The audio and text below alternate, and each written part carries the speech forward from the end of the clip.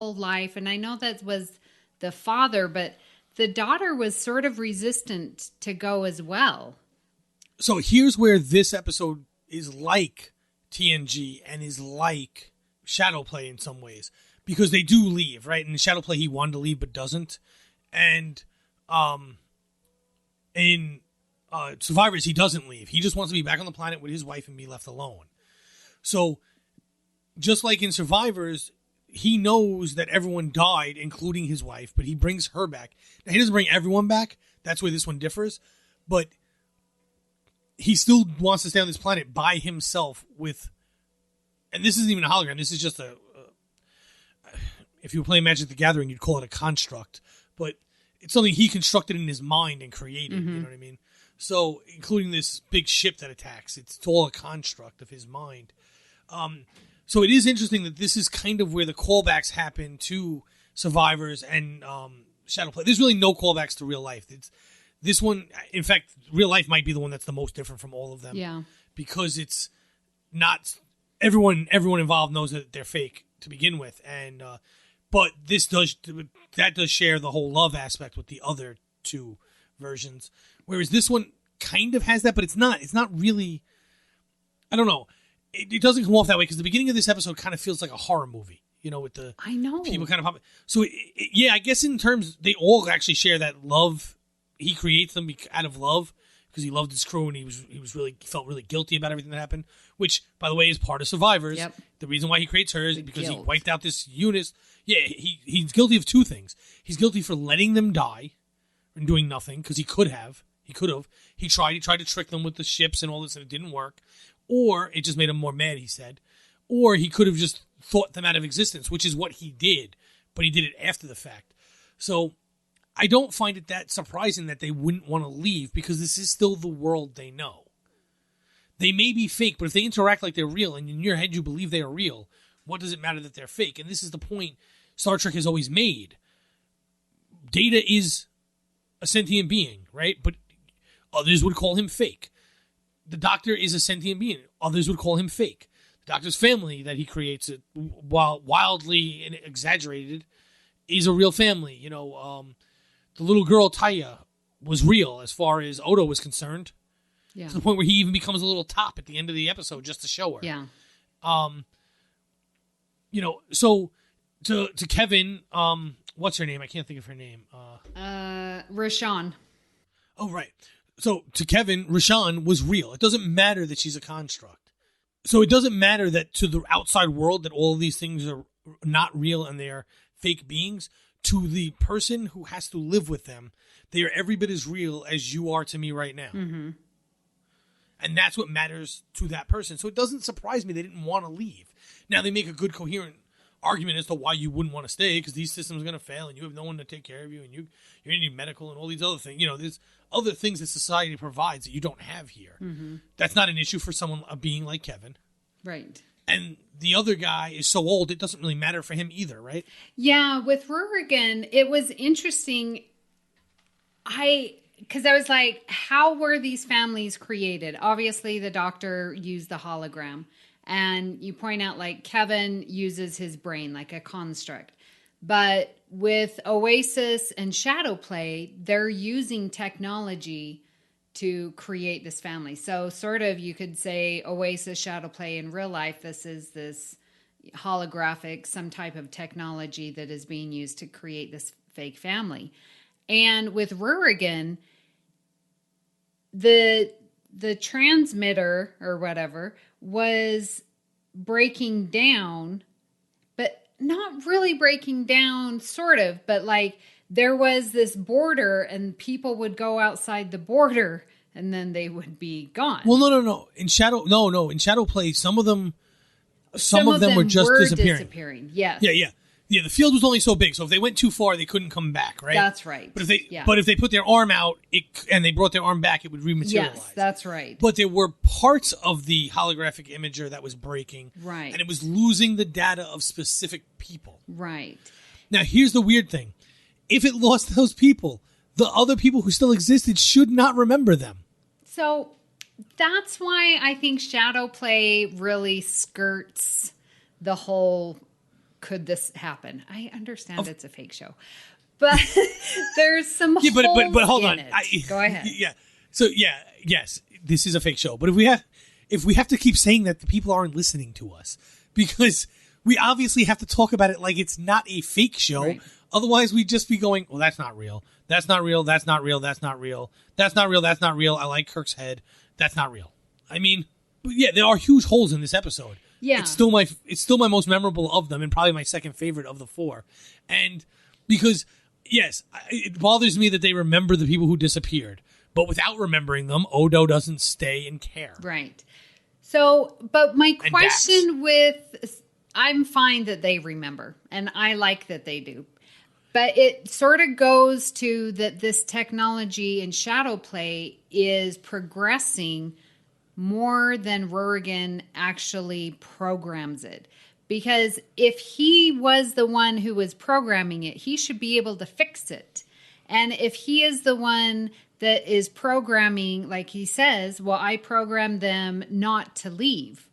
Like, well, if you are the programmer, then you should be able to fix it. If these things are breaking down, why aren't you the one being fixing? Why are you creating? Because they actually talk about it like at the end of the episode, Odo's like, well, you are a combination of these two people. Like, is that a program that he wrote? Because that would be a very advanced program to create these two fake, programs to synthesize and create a brand new program. Like, that sort of took me out of it. Okay, but I would say this. Just because you can program a computer doesn't mean you could build a computer. Also doesn't mean you have the parts to fix a computer. Yeah, okay. Now, okay. Our current computers are simple enough that almost every programmer in the world can build one, okay? Because I could literally send you a link it's a 20-minute video on how to build one of these things. But I guarantee you can't build I took programming in college. I cannot build an AMD Ryzen 5 chip. I can't do it. I just don't have the ability. I can't build the graphics card in my computer. I can't build the motherboard. I just don't have the ability to do so. But I could program a computer to some extent. I can't create holograms walking around having conversations with me and breeding, but,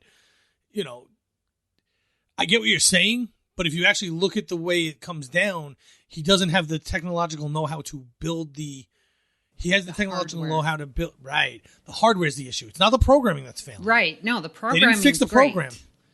It's the pieces of the mechanical apparatus that's failing. Right. Yeah. Okay. All right. I can get over that. And with Rurigan, they just sort of leave him be. They ask him if he wants to go, but you're right. His old age, he's just going to stay there with his fake family. Well, actually, originally he says, okay, let's go now. And Odo says, why? He goes, well, because you can tell they're fake. Yeah. And he's like, well, are they? Are they really fake? Because that seemed to be real care you had when you held her. Why would you do that? And he said, because I didn't want her to be scared. Well, if they were fake, then why do you care if they're scared? Do you think it was right for Odo to convince Rurigan that they are quote-unquote real? Yes. I think that it is right for him to say those things. If at the end of that he still wants to leave, then you take him.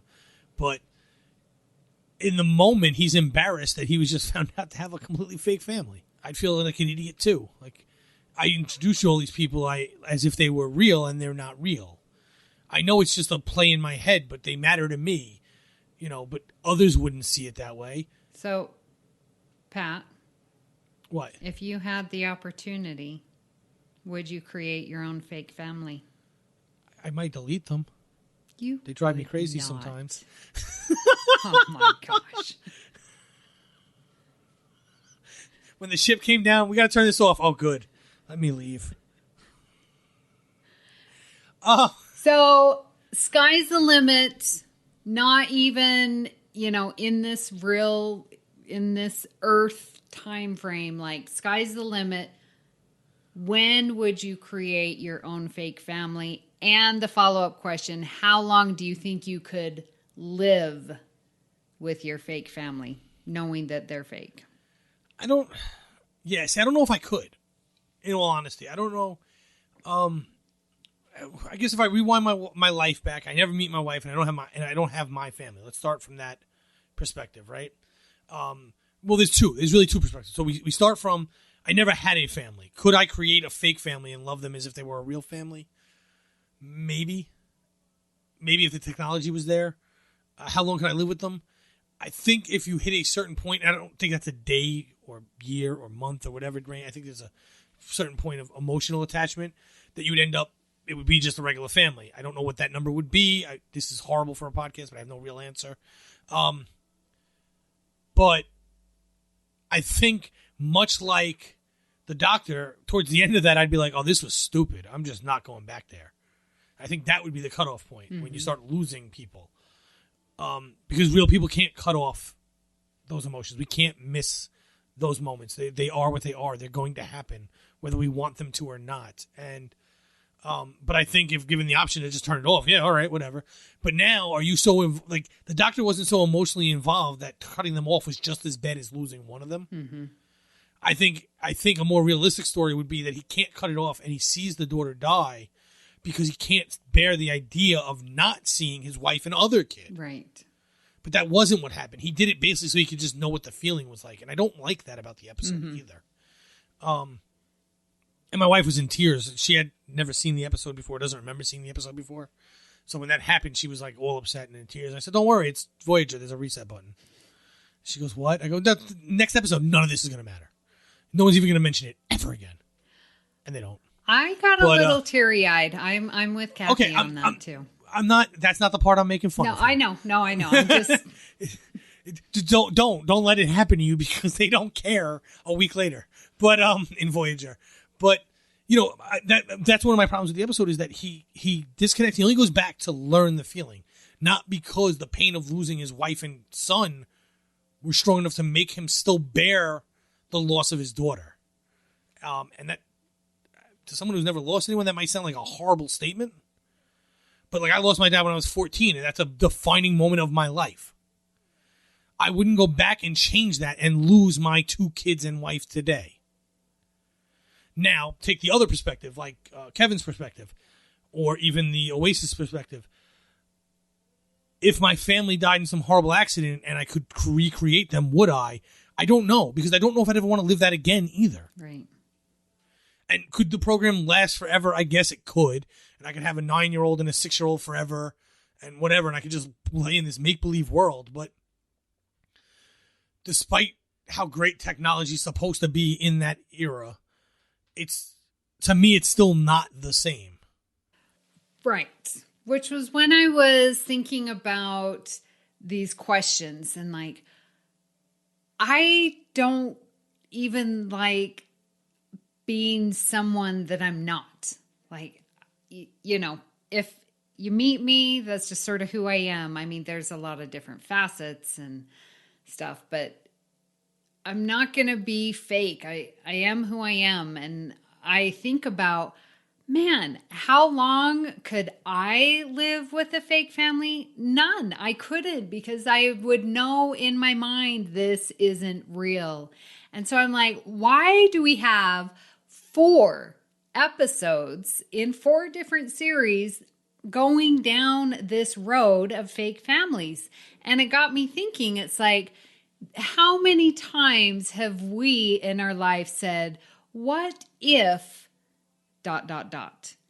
That we know sci-fi will take an idea and just swing it, you know, to one spectrum or the other. And I feel like that this whole idea of fake families is someone's idea of, you know, what if I was married and had kids? Then maybe out of curiosity, if I was an eternal being, then I would experience it. But then still, I'm thinking me programming something that I know nothing about, that I have no experience with, is not going to be very realistic. Just like the doctor creating his first family. So would I go to someone and say, hey, would you create me a holographic program?